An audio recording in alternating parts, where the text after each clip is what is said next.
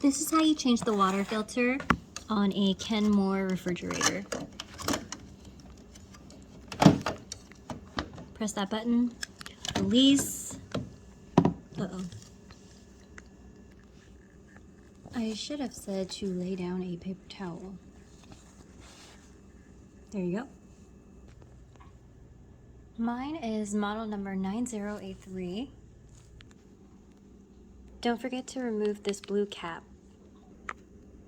Make sure you put this lid back on, not back on, but put this lid on the new filter. And just kind of see where it fits in. It'll make a noise like that. I don't know if you can hear it. It sounds like water running. Anyway, so that's it. You're done. And then filter out, flush out about 2 gallons of water or until the water's clear.